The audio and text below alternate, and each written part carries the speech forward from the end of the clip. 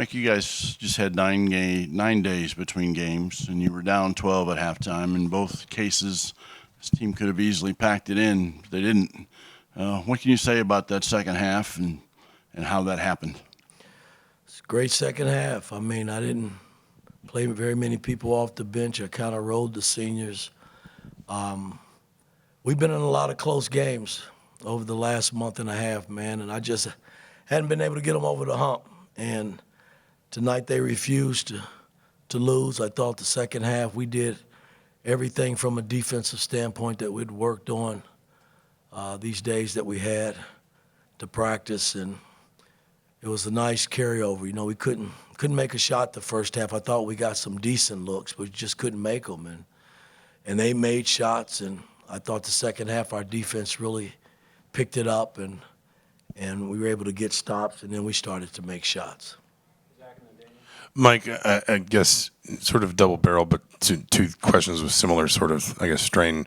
One, what led you to want to maybe shuffle the lineup up a little bit? And two, just how do you sort of, I guess, as a coach, evaluate a performance from the four guys that didn't come off the floor in the second half: Luke, Anthony, Trey, and Miles? Well, I mean, in the long run, you know, we can't play those guys those many minutes, you know, the rest of the way. You know, I'm still going to need guys to contribute off the bench. So, you know, I'm not throwing in the towel on any of our players. I mean, I'm a big believer in guys. It's what you do when you get in the game and you make the most of it to put us in the best position possible to win. And, you know, I don't know, it was seniors, you know, that carried us tonight. And I refused to change up anything that much, you know, throughout the course of the second half. And Ballo, you know, he'll be back in there, and Mac, he'll get an opportunity to possibly be back in there again as well. But I elected to go this way this evening. Yeah, Mike, on that after the game time when everyone kind of just rallied around you, hugged you, what did that moment, that love, really mean to you?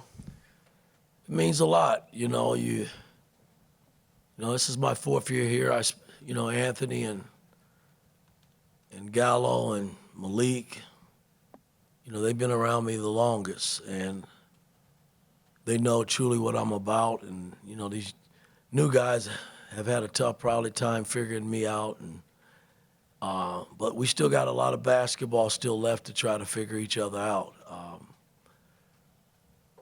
You know, but it was special. You know, I mean, anytime your players rally around you, because I do love them, and I'm sure they love me as well. How important Anthony Leal's effort, particularly in defense, kind of been a catalyst for you guys when you've had success kind of down the stretch after putting him in the starting lineup against Ohio State? You know, he's been huge. I mean, you expect that, you know, Anthony's been around me a while, and he's gone through a lot with me. You know, we didn't play him a whole lot early because I just didn't play him, but he never quit working, and, you know, that's a testament to him as in terms of how he approaches the game. And now he's getting an opportunity to play, and he's making the most of it. And you expect that from seniors. I mean, I wouldn't expect anything less. So it's a good showing tonight based on how we played, you know, the second half. So I'm happy as hell. Mike, Miles Rice defense on Braden Smith in the second half. Braden Smith had 5 turnovers, and even when he didn't turn it over, he was able to slow them down quite a bit. Can you illustrate how important Miles' defense was at the kind of the head of the snake? I thought Miles' defense tonight was probably the best he's played since he's been here. You know, we had a few bodies, you know, guarding Smith. You can't just play that young man with one guy. He's really that good. And, you know, Gallo had him some, Anthony had him some.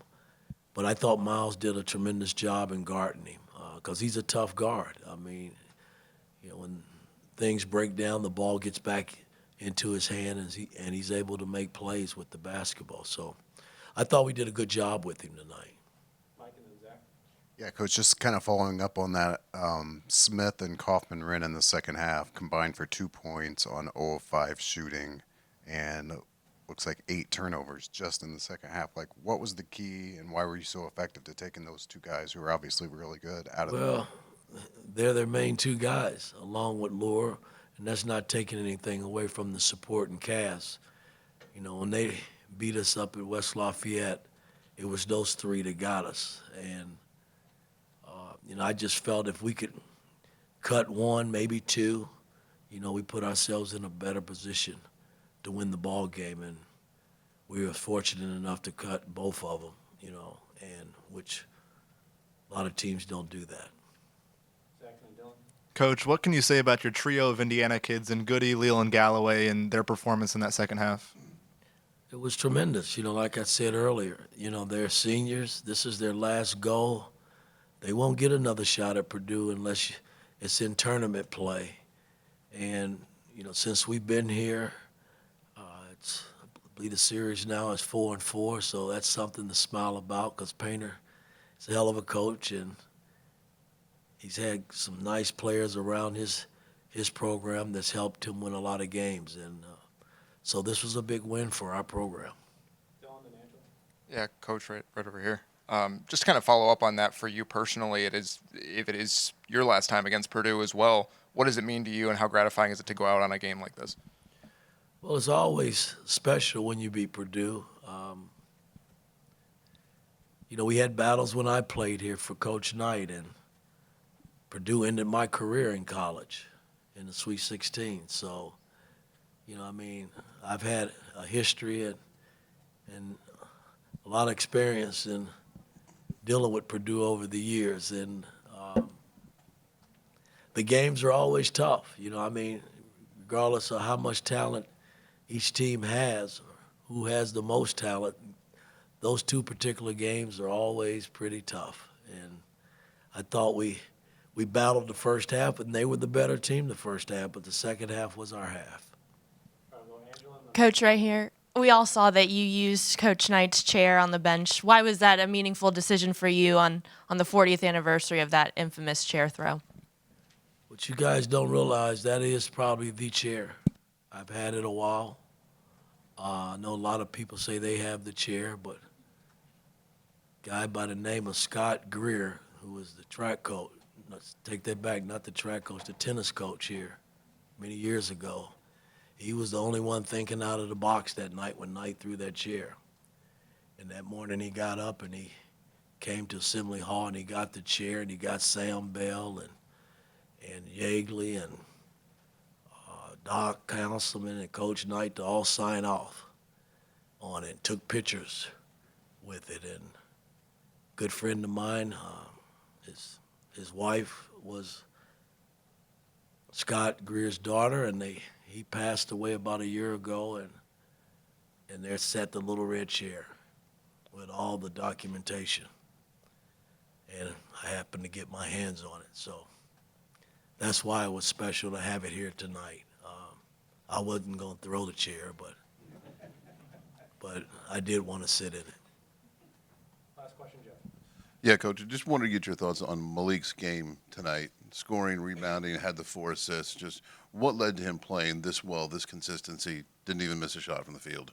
Well, we were able to keep him on the floor here and there. You know, he didn't get in a whole, you know, he had 4 fouls, I believe, coming down the stretch, but, you know, we were able to, you know, mix him in and then get him some rest and get him back in there. But Malik's he's been a solid player for us. You know, he reached 1,000-point plateau today, and that's pretty special, you know, when you play college basketball.